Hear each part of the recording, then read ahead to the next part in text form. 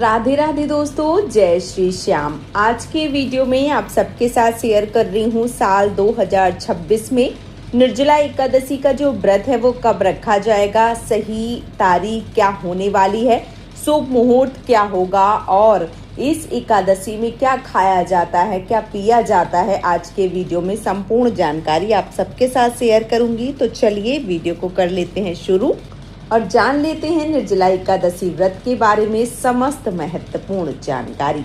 निर्जला एकादशी व्रत साल की सबसे बड़ी एकादशी होती है और इस दिन व्रत रखने वाले जो लोग होते हैं वो कुछ भी नहीं खाते हैं, कुछ भी नहीं पीते हैं। इसलिए इसे बाकी सभी जो एकादशी होती हैं उनसे अलग और कठिन माना जाता है। फिर भी लोग इस व्रत को बड़ी श्रद्धा से रखते हैं और मान्यता है कि जो भी मात्र ये निर्जला एकादशी का व्रत रख ले उसे पूरे साल भर की एकादशी का पूर्ण फल मिल जाता है। तो यदि आप हर महीने जो 2 एकादशी पड़ती हैं वो नहीं रख पा रहे हैं तो एक बार अपने मन को मजबूत कीजिए और एक बार निर्जला एकादशी का जो व्रत है वो कर लीजिए। पूरे साल की एकादशी का जो पूर्ण फल है वो आपको मिल जाता है। लेकिन हाँ, याद ये भी रखना है, किसी के कहने से बिल्कुल भी ना उठावें, आपके अंतरात्मा कहे तब उठावें, क्योंकि ये जो व्रत होता है वो बहुत ज़्यादा कठिन होता है। मतलब मैं आप सबको कैसे बताऊं कि सुबह से वैसे तो देखिए शक्ति हो जाती है, लेकिन क्योंकि ऐसी गर्मी में ये व्रत पड़ता है कि जब शाम जैसे ही शाम होने लगती है मुंह ऐसा सूखने लगता है, मतलब सर पे बार बार पानी ठोकना पड़ता है और घबराहट जैसी, मतलब थोड़ा मन ना बेचैन हो जाता है। तो ये जो व्रत है बहुत कठिन होता है और मैं भी इस व्रत को करती हूँ। तो मेरे लिए जब मैंने इस व्रत को पहली बार रखा तो मेरे लिए बहुत ज़्यादा कठिनाई हो रही थी, लेकिन फिर भी भगवान श्री हरि विष्णु की कृपा से मैंने इस व्रत को कंप्लीट किया था। तो यदि आपके भाव अच्छे हैं और आप मन में ठान लें कि प्रभु ये व्रत पूरा करवाइए तो आपका जो व्रत है वो पूरा हो जाता है। बस आपके ऊपर है कि आप इसको उठाएं तो किस प्रकार से उठाएं, ठीक है। और जो निर्जला एकादशी व्रत होती है वो लोग बहुत श्रद्धा से रखते हैं। धार्मिक मान्यताओं के अनुसार यदि कोई व्यक्ति पूरे साल व्रत नहीं कर पाता है तो मात्र एक निर्जला एकादशी का जो व्रत है वो कर लेता है तो बहुत ही पुण्य फलों की प्राप्ति होती है और उसे जीवन में सब कुछ वो मिलता है जो वो प्राप्त करना चाहता है और लास्ट में उसे एक तरीके से विष्णु लोक जो है वो मिलता है। इसलिए ये जो व्रत है वो किया जाता है। अब बात आती है कि साल 2026 में जो व्रत है वो कब है। ज्येष्ठ में ये जो व्रत है ये पड़ने वाला है और इंग्लिश यानी कि अंग्रेजी महीनों के अनुसार बताऊं तो जून में पड़ेगा। और जो शुक्ल पक्ष की एकादशी है वो पंचांग के अनुसार 24 जून को शाम को 6:12 से शुरू होगी और 25 जून को रात्रि को 8:09 पर समाप्त होगी। तो जो उदया तिथि है उसको ध्यान में रखते हुए जो व्रत है वो 25 जून को दिन गुरुवार को रखा जाएगा। तो 25 जून को ये जो व्रत है ये किया जाएगा और इस व्रत में पानी नहीं पीना होता है। सुबह से अगले दिन सुबह जब मतलब हम घड़े का दान करते हैं तब तक इस व्रत में कुछ भी नहीं खाया पिया जाता है। अन्न और जल के बिना रहना होता है। बहुत आसान नहीं होता है, खास करके जून की गर्मी में। इसी वजह से ये जो व्रत होता है वो बहुत कठिन होता है। कहानी भी मिलती है कि इसे भीम जी जो हैं उन्होंने किया था और भीम जो थे वो बहुत ज़्यादा, मतलब वो भूखे नहीं रह सकते थे, तो उन्होंने एक बार बोला कि कोई मतलब ऐसा व्रत बतलाइए जिसके करने से मुझे पुण्य फलों की प्राप्ति हो। तो भीम जी ने इस व्रत को रखा था और भूख बहुत उनको लगती थी, वो व्रत कोई भी व्रत नहीं रख पाते थे, लेकिन उन्होंने इस व्रत को किया था। तब से इस व्रत को भीमसेनी एकादशी के नाम से भी जाना जाता है। और अब बात करूं कि जो पूजा का समय है वो क्या रहेगा, तो आपको किस प्रकार से पूजा करनी है और पूजा का समय जो है वो क्या रहेगा, चलिए वो बता देती हूँ। सुबह सबसे पहले आपको उठ के स्नान करना है, भगवान श्री हरि विष्णु का ध्यान करना है, व्रत का संकल्प लेना है और सुबह 5:25 से लेकर 7:10 तक का जो पूजा का समय है वो सबसे ज़्यादा शुभ बन रहा है। इस समय आप पूजा कर सकते हैं और एक ब्रह्म मुहूर्त में सुबह 4:05 से लेकर 4:45 तक समय जो है वो भी बहुत ज़्यादा शुभ है। इस समय भी पूजा कर सकते हैं। इस समय भी पूजा का जो फल है वो बहुत ज़्यादा उत्तम है।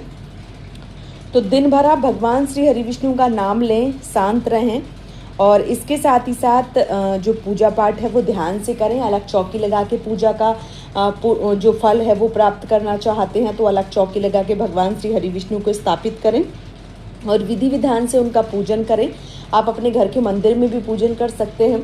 और बार बार मैं मंदिर नहीं बोल रही हूँ कि आप मंदिर में जाएं, क्योंकि देखिए शरीर असमर्थ हो जाता है, प्यास बहुत ज़्यादा लगती है तो फिर बार बार हम निकल नहीं पाते हैं। तो मेरा ये मानना है कि जब आप इस व्रत को करें तो एक दिन पहले ही आप अच्छे से साफ़ सफाई कर लें और जो भी सामान इकट्ठा करना है वो कर लें।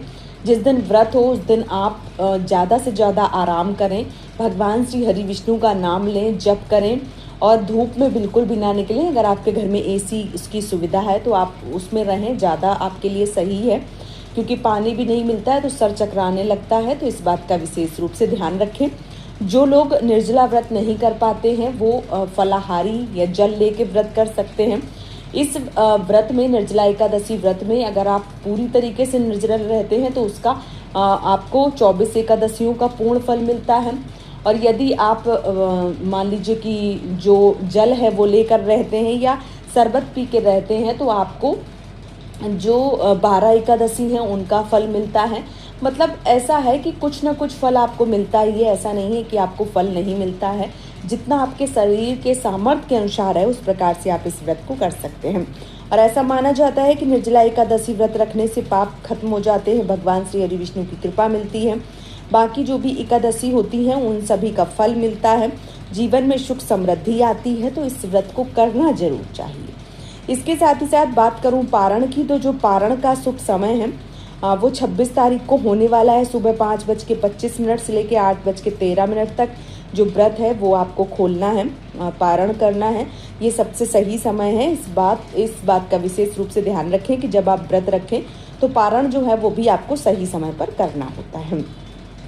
और यदि आपकी तबीयत ठीक नहीं रहती है तो ज़बरदस्ती आप इस व्रत को ना करें, दिन भर धैर्य रखें, ज़्यादा मेहनत वाले काम करने से बचें। और इस व्रत में सबसे ज़्यादा जो खास है वो है एक तरीके से दान करना। तो इस व्रत में खरबूजे का दान, मतलब जो मौसमी फल होते हैं उनका दान करना चाहिए, पंखे का दान करना चाहिए, सत्तू का दान करना चाहिए, घड़े का दान करना चाहिए, शरबत का दान करना चाहिए। और हमारे यहाँ का ऐसा नियम है, अब पता नहीं किसके यहाँ होता है, अगर आपके यहाँ ऐसा नियम है तो आप हमें बता सकते हैं। हमारे यहाँ जो कन्याएं होती हैं उनको शरबत पिलाया जाता है, फिर उनको दक्षिणा दी जाती है और शरबत का दान बताया गया है। और इसके साथ ही साथ एक जो मटका होता है, जो घड़ा होता है, उसका मंदिर में दान करते हैं कुछ लोग। मतलब किसी को दे देते, जैसे किसी का माँ, कोई जैसे ननद का बेटा हो गया, मान जो होते हैं, कहते हैं कि 100 ब्राह्मण और एक मान बराबर होता है। तो कुछ लोग अपने मानदान को दे देते हैं घड़ा, और कुछ लोग जैसे बाहर प्रदेश में रहते हैं तो ऐसे लोग मंदिर में घड़ा पानी भर के उसके ऊपर चीनी रख के उसके ऊपर खरबूजा रख के दान भी कर सकते हैं। ठीक है, एक तरीके से जल का दान करना और नए मटके का दान करना विशेष रूप से फलदायी होता है। तो आप इस मटके को अपने मान दान को दे सकते हैं या आप मंदिर में दान कर सकते हैं। और ये जो मटका होता है ये सुबह अगले दिन जिस दिन पारण करते हैं उस दिन दान करते हैं।